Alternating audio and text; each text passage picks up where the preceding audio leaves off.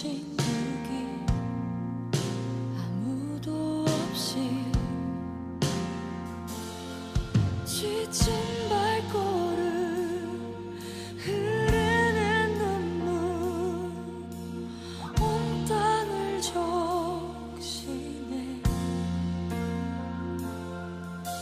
십자가 내 죄 사했네. 날 대신하신 한없는 사랑. 어린 양 다시 사셨네. 크고 놀라운 그 사랑.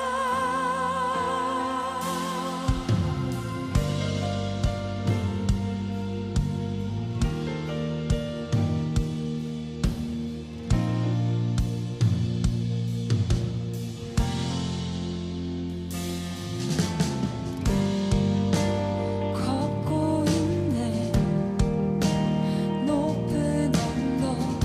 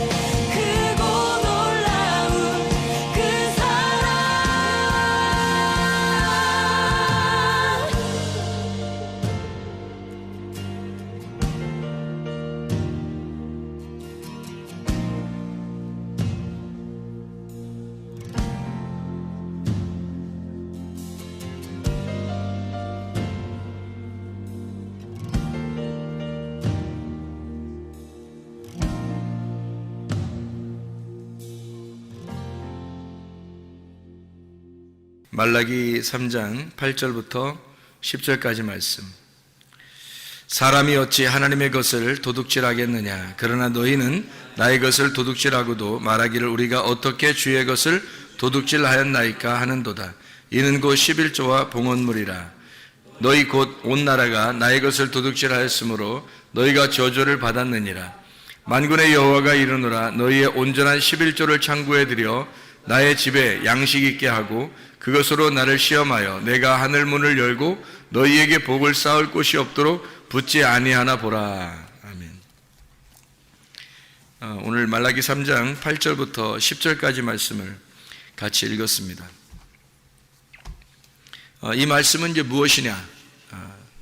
이 말씀을 우리가 잘 이해하지 못하고 성경을 보면 이 말씀이 한낱 헌물과 11조 드리지 않으면 벌을 받겠구나. 그래서 잘 드려서 하나님을 시험해 보고 복 받으려면 헌물과 11조를 잘 드려야 되는구나. 이렇게 생각할 수가 있겠으나 그걸 그렇게 생각할 수도 있겠지만 그러나 우리가 좀 성경을 자세히 보면 여기에 두 가지의 이렇게 단어가 나오는데 중요한 두 가지 단어가 나오는데 자세히 보면은 조금 다르게 나와요. 어떻게 한번 봐봐요. 한번 어떻게 보면 말라기 3장 8절을 보면 뭐가 나오냐면 도둑질했는데 뭘 도둑질했는가 봤더니 11조와 봉헌물이라 이렇게 돼 있죠. 11조와 봉헌물을 도둑질했다 그렇게 돼 있어요. 그죠? 그래 놓고서 10절에 보니까 뭐라고 돼 있어요?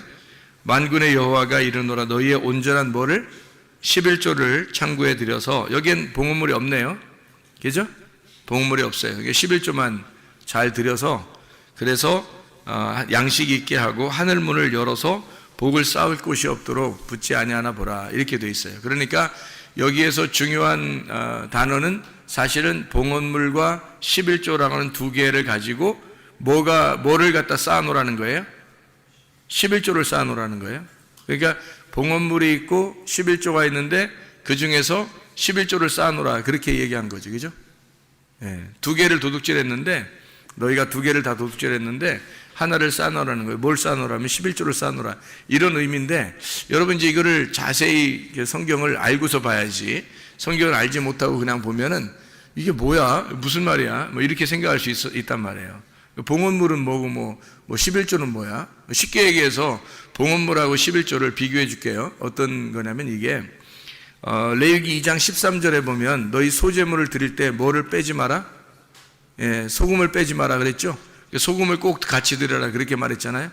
소금을 드려야지만이 이 소제물을 받겠다 그런 얘기잖아요. 그죠? 그러니까 소제물하고 소금하고 같이 나와야 되잖아요. 근데 중요한 건 뭐예요? 핵심은 소금이 핵심이라는 거죠.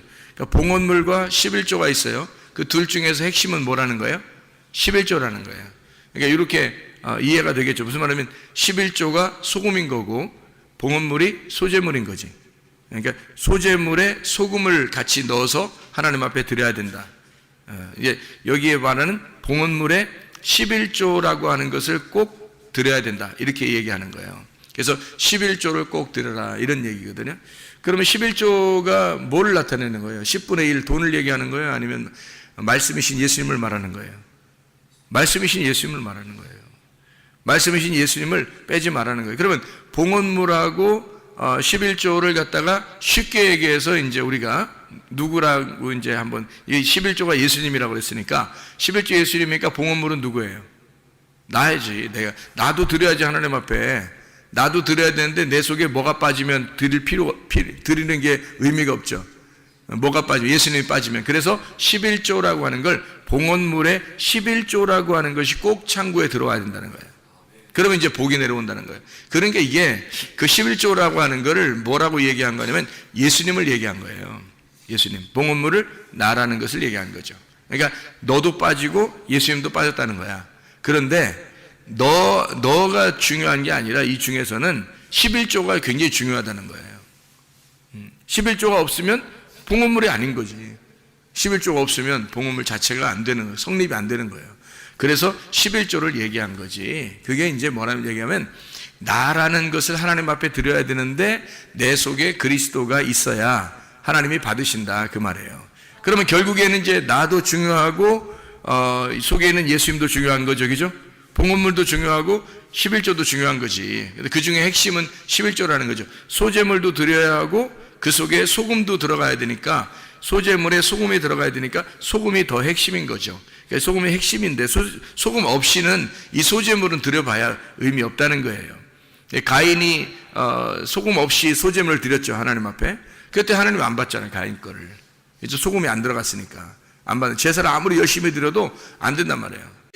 성경을 영적으로 이렇게 보고 말씀을 이렇게 좀 깨닫고서 이렇게 보잖아요. 그러면 창세기부터 요한계시록까지 엉뚱한 뭐 얘기하는 거 아니에요. 사람들 뭐 11조 안 내면 저주를 받는다, 무슨 뭐 헌금을 뭐 이렇게 해야 된다, 저렇게 해야 된다, 요즘은 드리라, 드리지 마라, 뭐 별 얘기를 다 하는 거예요. 근데 그런 얘기가 아니죠, 사실은. 여기에 있는 것은 네 안에 그리스도를 드려야 된다, 그런 얘기예요. 봉헌물에 11조가 꼭 필요한 거다. 하나님 앞에 그거 가져와라, 그거예요. 아니, 예수님이 있는 사람이 그냥 그냥 하나님 앞에 그냥 교회는 맘대로 그냥 자기 맘대로 다니고 이러겠어요? 생각해보세요. 그리스도가 속에 있는 사람은 교회가 자기예요. 그리스도가 교회라고. 그리스도가 교회고 교회가 그리스도예요, 그 사람은. 그러니까 자기의 삶이 오직 그리스도 중심으로 사는 거죠. 그러니까 자기 삶이 전체가 이렇게 있다면, 봉헌물이라면, 삶으로 하나님 앞에 예배를 드린다면 그 중에 교회가 11조인 거죠. 그러니까 교회가 굉장히 중심인 거예요. 자기의 삶이 언제나 생각이 다 교회로 집중되는 거죠. 왜냐하면 자기의 삶이 전체가 봉헌물이니까. 그렇죠? 자기의 삶이 다 봉헌물인데 그 안에 교회라고 하는 것이 핵심이다. 그렇게 되는 거죠. 이것이 이제 그 창세기 2장 7절에 보면 뭐예요? 흙에다가 뭐가 들어왔어? 생기가 들어왔어요. 그러니까 흙이 중요해, 생기가 중요해요? 둘 다 중요해요. 둘 다 중요한데 어떤 게 더 핵심이에요? 생기가 더 핵심이죠. 그게 생명인 거예요. 그러니까 흙도 중요한 거예요. 왜? 생기 혼자 떠돌아다니면 그냥 영이 혼자 떠돌아다니는 거지 뭐. 그건 사람이 아니잖아요. 그냥 영이지. 영이 혼자 돌아다니는 거잖아. 그러니까 흙이 반드시 필요해요. 흙이 필요한데 흙은 근데 생명이 없잖아. 그죠? 생기가 생명이 있단 말이야. 그래서 생기가 없는 흙은 의미가 없는 거지. 그러니까 흙이 나고 속에 생기가 말씀이신 예수님이죠. 나는 사실 살아있는 게 아니죠. 생기라는 말씀이신 예수님이 내 안에 들어올 때 내 몸이 오히려 살아난 거죠. 살아있는 거지. 그러니까 나 자신이 하나님 앞엔 봉헌물이에요. 그런데 나라는 봉헌물이 예수 그리스도라는 11조가 내 속에 없으면 나라는 봉헌물을 하나님 안 받는 거죠. 생명이 없으니까 나라는 흙덩어리를 뭐하러 받아요? 살아있어야 받는 거지. 그래서 생기가 들어오면, 흙에다가 생기가 들어오면 이 생기를 가지고 있는 살아있는 홀이 되는 거예요. 하나님의 그 제사장, 하나님의 제사장이 돼서 에덴 동산을 지키는 자가 되는 거죠. 에덴 동산을 농사하는 자가 돼요. 예배하는 자가 되는 거예요. 그게 창세기 2장 7절에 말하는, 창세기 2장 5절에 농사할 자를 만들어 아바드 한다 그랬죠. 2장 7절에 흙에 생기를 불어넣어서 만들고 그 다음에 생기가 들어간 다음에 에덴 동산이 만들어지잖아요. 에덴 동산이라는 건 그 이후에 만들어지는 거예요. 그래서 거기에 예배를 드리는 장소, 이게 성전이에요. 에덴 동산이 성전이라고. 거기에 예배를 드리는 사람을 만들었어요. 뭐가? 11조가 들어온 봉헌물을 통해서. 그래야 하나님 받으시는 거지. 그죠? 나라는 흙덩어리에다가 생기가 들어온 거죠. 소제물에 소금이 들어온 거고 어린 양의 피가 있는 거죠. 그게 생기예요. 그거가 있어야 살아있는 혼이고 그게 예배를 드리는 자란 말이죠.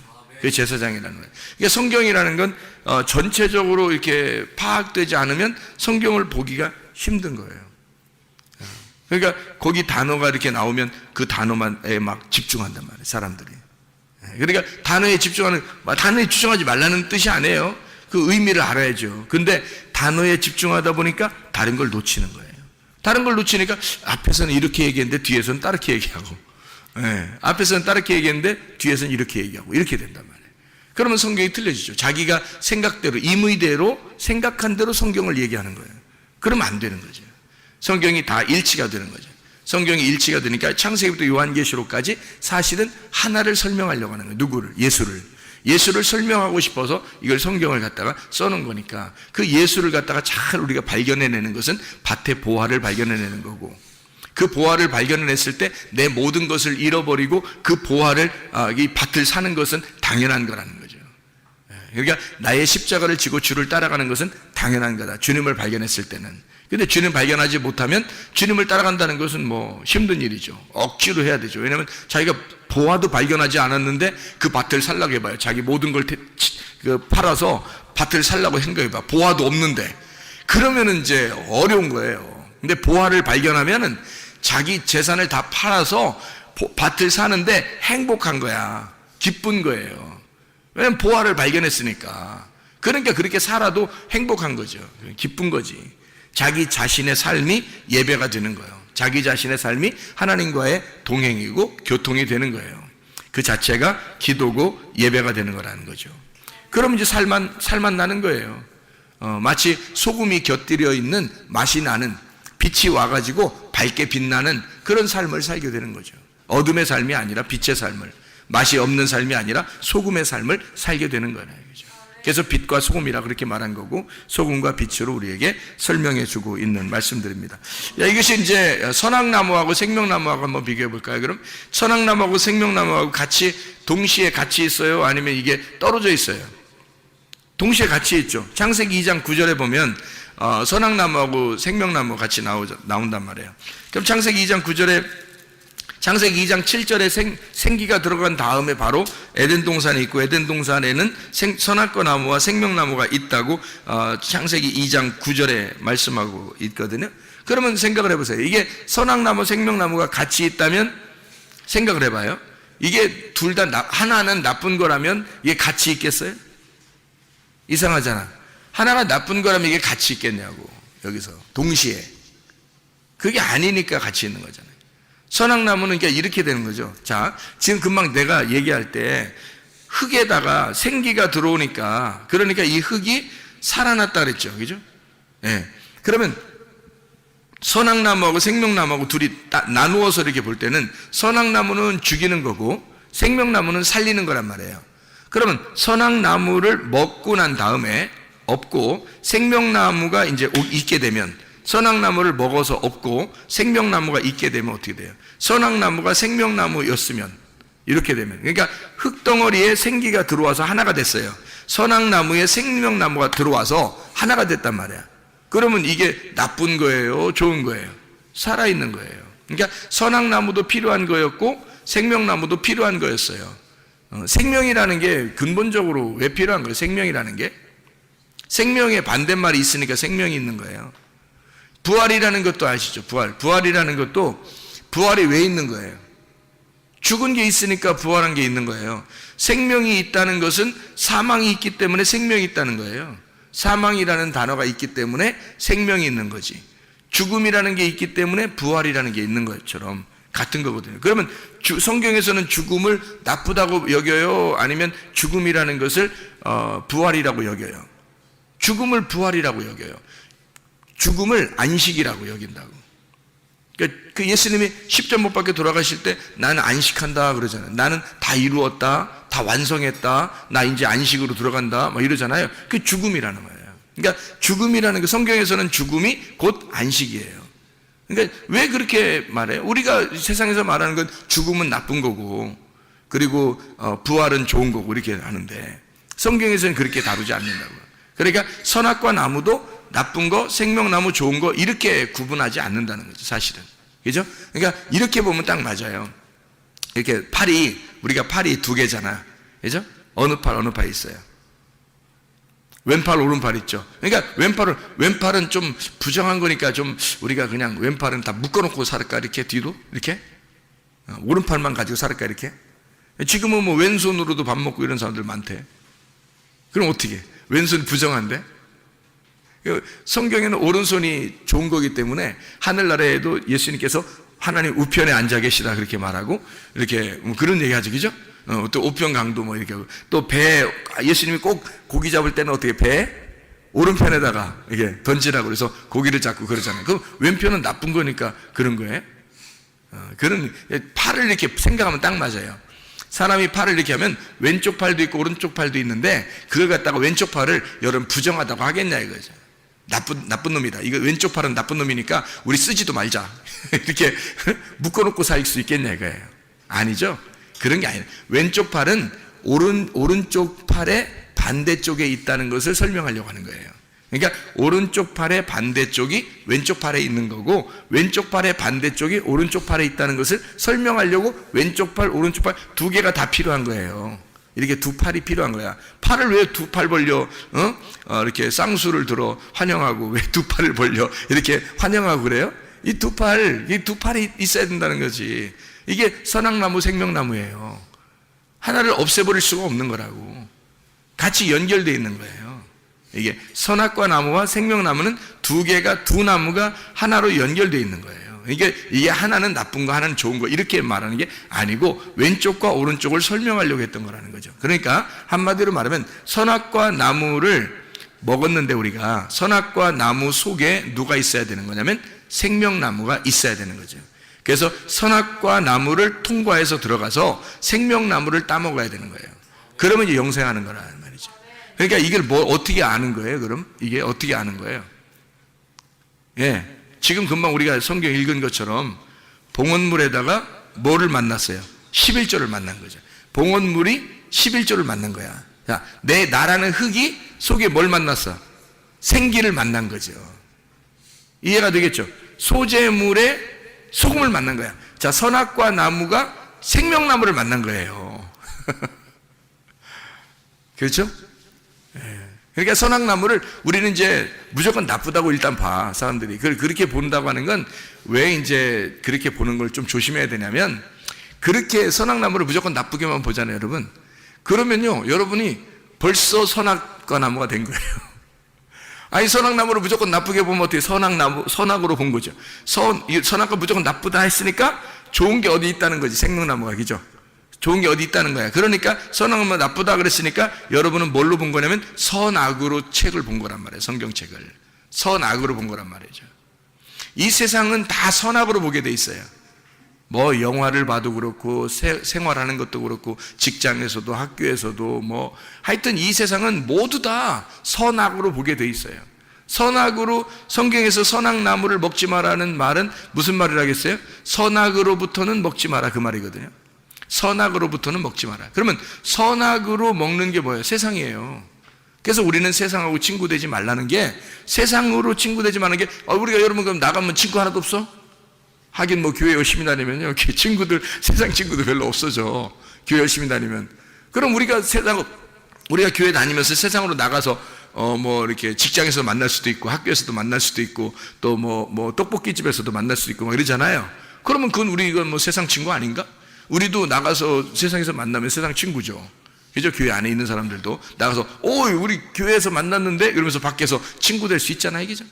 다. 그러니까 세상 친구 만나지 말라는 것은 세상 친구를 다 끊어버려라, 어떤 이런 의미겠어요? 그런 의미가 아니죠. 세상 친구를 어떻게 하지 말라는 얘기예요. 왜 친구를 사귀지 말라는 얘기야? 선악으로, 세상과 교회를 떨어뜨려서 선악으로 만나지 말라는 얘기예요. 선악으로 만나지 말라. 그러니까 세상 친구를 사귀지 말라는 거죠. 그게 다 끊어버리라, 뭐 세상 친구 한 명도 없어야 돼 너는, 이런 얘기가 아니라, 세상이라고 하는 선악으로 판별이 되는, 선악으로 구분하는 세상하고 너는 떨어져 있어야 된다. 그래서는 안 된다. 선악으로는 먹지 말아야 된다. 그런 얘기가 되겠죠. 그러니까 선악나무를 먹어서는 안 되는 거죠. 이 선악나무를 아예 생명으로 보게 되면 선악나무를 안 먹게 되죠. 생명으로 먹게 되죠. 그죠? 예. 선악을 먹었으니까 사람이 율법을 알게 되고, 율법을 아니까 죄라는 걸 깨닫게 되고, 죄라는 걸 깨닫게 되면 주님의 은혜를 구하게 되고, 주님의 은혜를 구하니까 생명나무 대신 예수님이 오시는 거죠. 그래서 우리가 그분을 먹고 구원받는 건데, 선악나무 자체가 생명나무라는 것을 우리는 알지도 못하는 때에 이런 일들이 벌어졌다고요. 이런 일들이. 그러니까 아담과 하와가 우리가 지금 시대도 아닌데 아냐고요. 모르잖아요. 우리도 모르는 사이에 그런 일이 벌어졌다고요. 그러면 그거는 이렇게 성경을, 그런 일이 벌어지고 이거 성경책에 써놓은 것은 여기서 성경책에 뭘 가르쳐 주려고 한 것이지, 세상에 그걸 갖다가 어떤 건 선악나무야, 어떤 건 생명나무야, 그거를 구분해서 설명하려고 했겠어요? 그거를 먹으라고 어떤 걸 먹지 마라 뭐 이래서 이런 얘기를 쓰려고 했겠냐고. 그런 게 아니라 선악나무 안에 생명나무가 있어요. 그래서 선악나무를 뚫고 생명나무를 만나야 돼. 그래서 이 속에 있는 하나인데, 이게 두 개가 나무가 하나인데, 이 하나 안에 선악나무 안에 생명나무가 있다는 것을 우리에게 알려주는 거예요. 이게 두 개로 이렇게 나누면 벌써 우리는 세상과 나를 완전히 구분해내는 거예요. 그래서 세상 친구 사귀지 말라고 할 때도 그렇게 사람들이 구분해서 막 교회와 세상을 구분해놓고 막 이렇게 한단 말이죠. 그런 의미가 아니에요. 성경에서는 그런 의미가 아니더라고요. 제가 이게 성경을 이렇게 은혜를 받고 이해를 하다 보니까 그런 의미가 아니고, 하나님은 여전히 세상에 있는 사람들도 사랑하시고 교회에 있는 사람들도 사랑하신다는 거예요. 모두 다 사랑하시는데 그 안에 핵심이 빠지면 안 된다, 이런 얘기거든요. 핵심이 빠지면 안 된다. 그래서 선악으로는 먹지 마라, 생명으로 먹어라, 이 말이에요. 그게 이제 생명나무, 선악나무예요. 그러니까 이것을 구분해 놓고 그렇게 이야기해서는 안 된다, 이런 얘기고요. 하나님이 많은 땅에서 땅이 이렇게 여러 이게 있잖아요. 흙이 있잖아요. 그 중에 하나의 흙을 선택을 해가지고 그걸 갖다가 빚어서 만들어가지고요, 생기가 불어넣어 들어가거든요. 그러면 여러 중에서 하나의 그 흙이 있잖아요. 여러 개의 흙이 있지만 그 중에 흙 한 덩어리를 딱 취해서 거기다 생기가 들어가잖아요. 창세기 2장 7절에 보면. 그죠? 그러면 이게 이제 뭐냐고, 이게. 하나님께서 이걸 선택하는 거죠.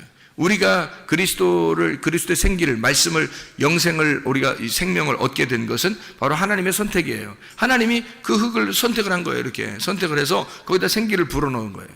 그러니까 우리가 이렇게 있는 거죠.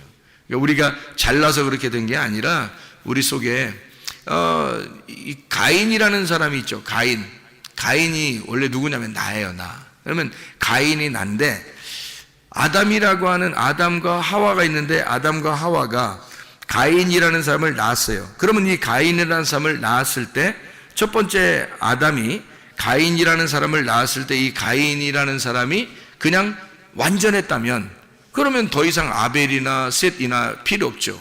그러니까 가인을, 아벨이라고 하는 자를 제사를 드림으로써 가인이 아벨의 제사를 드리고, 그리고 셋으로 다시 나타나야지 그게 이제 온전한 사람이 된다, 이런 얘기거든요.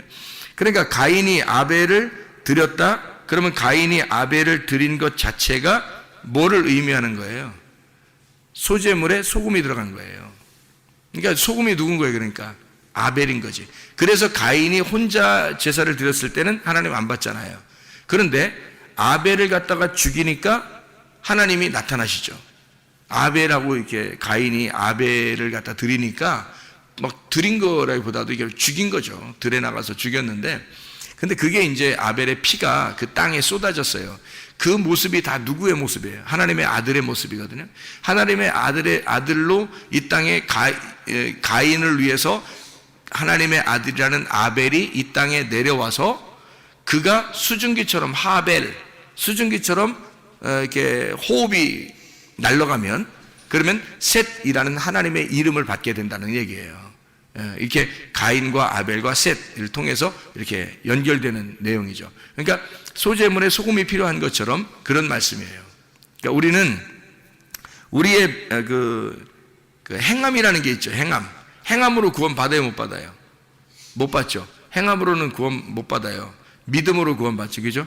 그러면 행함 속에 만약에 믿음이 있다면 그럼 온전한 거죠. 그러니까 성경에서는 믿음이 있노라 하면서 행함이 없으면 어떻게 해? 죽은 믿음이다, 그렇게 되잖아요.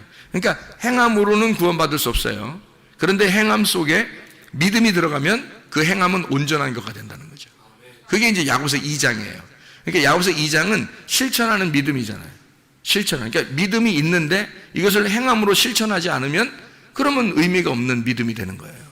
그러니까 이건 그냥 하나의 생기와 같은 거죠. 믿음이라는 말씀, 생기와 같은 거예요. 그런데 이게 행함이라는 걸 통해서 이 믿음이 살아있는 거죠. 온전해지는 거잖아요. 그러니까 행함과 믿음은 같은 거라는 거죠, 이게. 그러니까 이게 함께 있는 거예요. 마치 이제 흙덩어리에 생기가 들어가 있는 것처럼. 그냥 흙덩어리 자체로서는 구원받을 수 없죠. 행위 자체로서는 구원받을 수 없어요. 그런데 그 속에 믿음이 들어가면 온전해진 믿음이 된다. 그러니까 행위 자체가 완전해진다. 그런 얘기가 되는 거죠. 그러니까 이렇게 그 속에 있는 그 속사람과 겉사람을 얘기하는. 속사람과 겉사람을 얘기하니까 껍데기와 알맹이를 얘기하는 거겠죠, 그죠? 그러니까 알맹이가 보호를 받으려면 뭐가 필요하다? 껍데기가 필요한 거예요. 그러니까 속 사람이 진짜 보호를 받으려면 어떻게 뭐가 필요해요? 겉사람이 필요한 거죠. 겉사람을 갖다가 그냥 겉사람을 다 없애버려, 그냥 때려, 겉사람을 때려, 겉사람을 찔러, 겉사람을 갖다가 이제 막 미워해, 속사람만 좋아해, 뭐 이렇게 그런다면 참 이상하죠, 그죠? 겉사람이 난데 이 속에 그리스도가 속사람인데, 그러면 속사람인 이 그리스도가 나로 인하여 이 속사람이 온전해지는 거잖아요. 그러니까 이 속사람인 예수가 내 속에 들어왔으면 나를 통해서 완전해지는 거예요. 자, 믿음이 예수님이죠. 행함이 나죠. 그럼 믿음이 내 안에 들어와서 내 행함을 통해서 믿음이 온전케 되잖아요. 예수가 살아있다는 것이 나를 통해서 온전하게 되는 거죠. 그렇죠? 예수가 혼자, 예수님이 혼자, 자기가 혼자 돌아다니면서 자기 온전하다고 할 수 있어요? 없어요. 예수님은 내 안에 들어오셔서 나를 통해서, 나라는 껍데기를 통해서 온전해지는 거예요. 그러니까 알맹이이신 예수님이 나라는 껍데기를 입고 그분이 주인이 돼서 활동하는 거죠. 그분 속사람이 예수님이 진짜인데, 주인인데, 나라는 겉사람을 통해서, 나라는 겉사람을 입으시고, 옷을 입으시고, 그리고 그분이 주인으로 활동하시는 거예요. 그분이 생명이니까. 나라는 흙덩어리를 입고 사신다고요. 그러니까 여러분 속에 그리스도가 들어오면 여러분이라는 겉사람과 예수라고 하는 속사람이 하나가 되는 거예요. 근데 겉사람은 어떻게 돼요? 늘 후패해져요. 부패해져 간다고요. 그러니까 점점점 늙죠. 우리가 아무리 젊은이처럼 막 하려고 해도 노력해도 늙어가요. 늙어간다고 점점점. 그러니까 이 겉사람은 자꾸 늙어가는 거예요. 근데 속사람은 날로 새로워지는 거죠. 그러면 겉사람은 날로 이렇게 늙어가니까 나쁜 놈이에요? 그런 얘기가 아니죠, 그죠? 이게 속사람이 중요하다는 얘기지 겉사람이 나쁜 놈이라는 얘기는 아니잖아요. 그러니까 우리를 통해서 사실은 그 알맹이가 우리를 통해서 이게 드러나는 거예요. 나타나는 거라고. 이게 온전해지는 거예요. 우리는 그리스도를 이렇게 보호하는 거예요. 이 껍질로 보호하는 거예요. 그래서 어느 날 내 껍질이 불에 탈 때 이 껍질이 벗겨지는 날, 그날이 언제예요? 내가 죽는 날이에요. 내가 죽는 날이 껍질이 벗겨지는 날이죠. 그럼 알맹이만 나오잖아요. 그 알맹이 뭐였어요? 속사람이었어요. 내 속에 진짜인 영, 하나님 아들이었단 말이에요. 그분이 하늘나라의 주인이죠. 그러니까 내가 가는 게 아니라 하나님의 아들 예수가 가는 거예요. 그러니까 온전히 가면은 새 이름을 다 받잖아요. 그죠? 새 이름을 다 받아. 각자 새 이름을 다 받으니까 이름이 다 틀릴 것 같아? 아니에요. 다 예수가 되는 거죠. 하나님의 아들이 되는 거지. 그렇죠? 그렇게 하나님의 아들 예수로 되고 싶어요? 아니면 여러분 이름 가지고 그대로 가고 싶어요? 부모님이 주신 이름이라고 귀중하다고 그거 가지고 그냥 가고 싶어요? 안 되지. 하나님의 아들이라는 예수의 이름을 우리가 받아야 된다고요. 그 새 이름을 받고 우리가 가는 거예요. 그분이 진짜인 나였으니까. 이제 나는 없어졌으니까. 나는 죽었고 그분이 나니까. 그러니까 그분의 삶을 살아간다면, 그러면 나의 삶이라고 하는 건 그분의 삶으로 다 모든 것이 바뀌어가는 거죠. 그렇게 바뀌어가는 삶이, 그렇게 바뀌어져 가는 과정이 애굽 광야 가나안인 거예요. 1층, 2층, 3층으로 올라가는 거예요. 점점점 깨달아가는 거예요. 이렇게 하나님의 아들을 점점 깨달아가서 열매를 맺는 거예요. 가나안 땅 들어가서. 그러니까 껍질이 이렇게 조금씩 벗겨지는 거죠. 껍질이 점점점 벗겨지면서 속에 있는 씨가 나오는 거예요. 그 속에 있는 씨가 나오는, 껍질이 벗겨지고 씨가 나오는 거를 성경에서는 할례라 그러는 거예요. 할례. 그러니까 알맹이를 드러내는 거죠. 껍질을 벗기고 알맹이를 드러내는, 그게 이제 할례라고 하는 거예요. 이게 뭐 굉장히 중요한 거예요. 그래서 왜 그걸 어떤 사람이 그래요. 여자는 할례를 안 하고 왜 남자는 할례를 합니까? 아프게 이렇게 따지는 사람이 혹시 있을지 모르는데, 누가 씨를 줘요? 남자가 주기 때문에 그런 거예요. 하늘의 아들, 하나님의 아들 예수가 그분만의 씨를 가지고 있거든요. 하늘의 씨를. 그래서 그분이 이 땅에 벗겨지셔서 내려오지 않으면 씨를 못 받아요, 우리가. 그래서 그분이 알맹이라고 하는 것을, 씨를 전달해 주기 위해서 내려오셨기 때문에 남자만 주는 거예요. 남자만 할례를 받으라는 거예요. 남자만.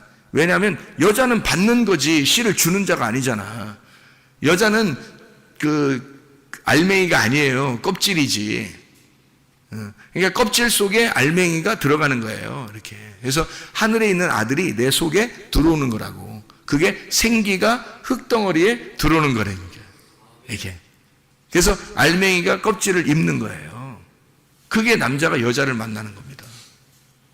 그날이 여자를 아는 날이죠. 신랑이 신부를 만나는 날이란 말이에요. 그게 얼마나 귀한 얘기인지 모르죠. 이게 비밀스러운 거죠. 그러니까 성경의 에베소 5장에 보면 신랑과 신부, 남자와 여자, 남편과 아내, 그리스도와 교회, 이것이 뭐라고? 비밀이라 그렇게 말하잖아요. 그죠? 신비하다 이런 얘기하죠. 놀라워요. 그러니까 신비한 거예요, 이게 성경이. 그걸 이제 이렇게 파헤쳐 나가는 거죠. 이게 파헤쳐 나가는 게 1층에서 2층으로, 2층에서 3층으로 이렇게 파헤쳐 나가는 거예요. 점점점 껍질이 벗겨지는 거죠, 이렇게. 눈꺼풀이 점점점 열리는 거예요. 이렇게 좀씩 열려서 탁 분명하게 뜨는 영적인 눈이 이제 1층에서 보는 눈하고 2층에서 보는 눈하고 3층에서 보는 눈이 틀린 거예요. 산 밑에서 보는 거하고 산 중턱에서 보는 거하고 산 꼭대기에서 보는 건 완전히 틀린 거죠. 산 꼭대기에서 보는 걸 호라우 했다고 그래요. 호라우.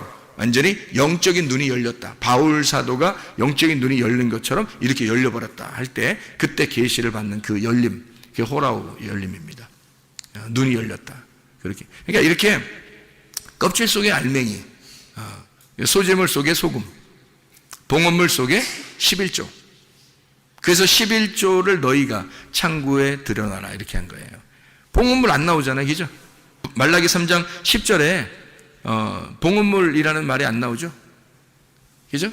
말라기 3장 그 앞에는 분명히 봉헌물과 11조라고 했죠. 말라기 3장 8절에는 그렇죠. 그런데 말라기 3장 10절에는 11조만 들여놓으라고 했잖아요. 봉헌물이 뭐니까? 너니까. 봉헌물이 너니까 네 안에 뭘 들여놓으라? 11조를 들여놓으라 는 거죠. 그러면 온전한 봉헌물이 되는 거죠. 그게. 그 11조가 들어오지 않으면 온전한 봉헌물이 되지 않아요. 11조는 11조고 봉헌물은 봉헌물 되는 거죠. 그러니까 우리가 이 헌금을 드려도 말이에요. 말씀이 육체로 오셨죠. 말씀이 육체로 오신 예수님이잖아요. 그러면 육체를 어떻게? 육체를 십자가에 매달아 죽으면 말씀이 남죠. 그러니까 육체라고 하는 물질을 하나님 앞에 드리면 그러면 말씀이라는 성령이 남는단 말이에요. 그게 진짜라는 거죠. 그렇죠? 그러니까 말씀이 육체를 입고 내려오는 게 하나님의 아들이 육체를 입고 내려오는 거가 먼저고, 먼저 내려오면 그것이 여기서 이제 껍질을 까야죠. 그래서 육체라고 하는 것을 십자가에 매달아 죽이면 말씀이라는 것이 남는 거예요. 그러니까 이걸 껍질을 까면 물질을 하나님 앞에 이렇게 십자가에 매달아 드리면 물질을 우리 자신을 십자가에 매달아 들어요. 그럼 뭐만 남느냐면 이게 십자가에 부활하신 예수만 남는 거예요. 그러면 그게 11조란 말이에요. 그 온전한 11조가 예수, 부활하신 예수님이라고. 그분을 가져오라는 거예요. 자기 아들을 좀 가져오라는 거예요. 그게 11조예요. 그러니까 진짜 여러분이 하나님의 아들을 만나지 못하면 예배는 안 되는 거죠. 11조가 없는 거죠. 11조 없는 봉헌물이 되는 거예요. 그러면 한마디로 말하면 흙덩어리만 앉아있는 거예요. 생기 없이. 그러면 안 되죠. 그러니까 생기가 들어와야 돼요. 하나님의 말씀이라는 그 생기가 들어와서 살아있는 자가 돼야 된다는 거죠. 그래야 여기 앉아있는 것도 예배가 성립하는 거예요. 네. 그런 얘기들을 이게 하고 있는 내용들이에요. 성경에서는. 이게 다 이게 들어보면 어떻게 해요? 일치가 되죠, 이렇게. 성경이라는 게, 이게 이렇게, 이래서 이때는 이렇게 얘기하고, 이때 이렇게 얘기했구나. 이 일치가 되는구나.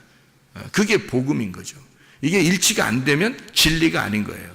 사람이요, 진리라는 건 뭐가 진리냐면, 거짓이 없는 게 진리예요. 이게 감춰진 거 드러나면 그게 진리라는 거거든요. 알레테이아라는 게 란다노, 하고 란다노예요. 란다노가 감춰진 거고 가 감춰지지 않았다는 얘기거든요. 감춰진 것이 벗어졌다는 얘기야. 그러니까 사람이 외식적이고 이렇게 다른 말하고 이러잖아요. 그게 거짓말이란 말이에요. 그러니까 이게 벗겨지지 않고 껍질이 이렇게 딱 있으면요. 이게 진리가 아닌 거예요. 거짓인 거예요. 그래서 여기서 껍질을 벗겨내면 진리가 되는 거거든요. 그 진리는 항상 변함이 없어요. 항상 변함이 없다고. 그래서 진리는 언제나 옛날이나 지금이나 앞으로는 계속 진리 똑같아요. 그래야 진리인 거지. 그래서 성경의 진리라고 하는 것은 뭘 진리라고 하는 거면, 그러면 야 너 진실하게 얘기해봐. 물론 그것도 진리죠. 야 너 거짓말 하지 마. 너 진실하게 얘기해봐. 그것도 진리겠지만 성경에서 말하는 진리는 옛날 창조 때나 예수님 시대 때나 지금의 시대나 앞으로 이제 주님 재림하실 때까지도 모든 여기에 있는 말씀이 일치가 된다는 거죠. 그걸 진리라고 하는 거예요. 예수 그리스도가 오셔서 이 말씀을 벗겨낸 껍질을 벗겨서 뚜껑을 열어놔 이 계시로 이것이 이제 열렸단 말이에요. 비밀이 사라졌단 말이에요. 감추어진 것이 없어진 거예요. 그것이 그때나 지금이나 똑같은 말씀이 돼야 된다는 거죠. 이게 같은 말씀이 돼야 된다는 거예요. 그거를 진리라고 그래요. 자, 우리가 이것을 여기 있는 걸 컵이라고 그러잖아요. 여기 지금 컵 있잖아요. 컵이 있는데 컵을 갖다가 이게 100년 후에도 컵이라고 해야 되고 10년 후에도 컵이라고 해야 1000년 후에도 컵이라고 해야 되겠죠. 그죠? 그래야 진리인 거지. 이걸 갖다가 뭐 지금은 컵이라고 했는데 100년 후에는 뭐 책상이라고 그러고 뭐 1000년 후에는 무슨 뭐 의자라고 그러고 뭐 이러면 안 되잖아요. 그럼 진리가 아닌 거죠. 무슨 말인지 알겠죠? 성경이라고 하는 게 창세기부터 요한계시록까지 이게 일치가 돼야 된다는 거죠. 그거를 이제 깨달게 되면 아하 이 열린 거구나 이렇게 되는 거죠. 그게 이제 깨달으면 그게 열리면 그 눈이 열리면 이제 이게 보이는 거예요. 보이기 시작하는 거예요. 이 성경이 감추어진 것이 여는 거죠. 아 말씀이 이렇게 되었구나 그렇게 알게 됩니다. 그러니까 진리를 얘기하면은 그 진리는 항상 진짜기 때문에요. 이것은 하나님이 보호합니다. 하나님이 그거를 지켜내요. 보호하시고 지켜낸단 말이에요. 왜냐하면 그것마저도 하나님의 보호를 받지 못하고 음부의 권세가 이겨버리면요, 이 진리가 파괴되면 이 땅에서는 희망이 없어요. 하나님의 빛이 파괴가 될 수 있나요? 하나님의 교회가 파괴될 수 있나요? 하나님의 진리가 파괴될 수 있나요? 그럴 수 없습니다. 하나님은 그 진리를 지키는 거예요. 그 빛을 지키는 거라고 하나님이요. 그래서 우리에게 복음을 먼저 주시고 그 복음 준 그 사람을 하나님이 보호하신단 말이에요. 그러니까 여러분 속에도 여러분이 그냥 하나님 나 뭐 동행해 주세요 뭐 그렇게 안 해도 돼요. 진리의 말씀이 여러분 속에 들어오면 그 복음이 그리스도의 복음이 여러분 속에 들어오면 하나님은 여러분과 동행하십니다. 반드시. 그러니까 주님과 동행하다가 주님 만나시기를 바랍니다. 하나님 아버지 사랑과 은혜를 감사합니다. 아버지 하나님 우리의 속에 11조 되신 예수 그리스도를 간직하고 그 예수 그리스도의 그 비밀이 우리 속에서 드러나 하나님 주님과 동행하다가 주님 만나게 도와 주시옵소서. 예수 그리스도 존귀하신 이름 받들어 기도 올리옵나이다. 아멘.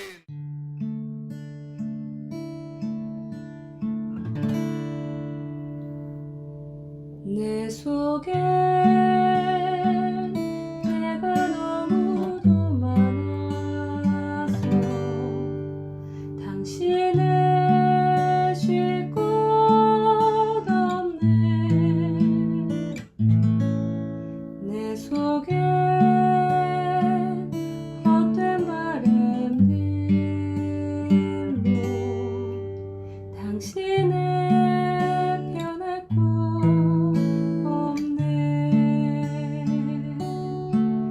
내 속에 내가 어쩔 수 없는 어둠 당신의 쉴 자리를 뺏고 내 속에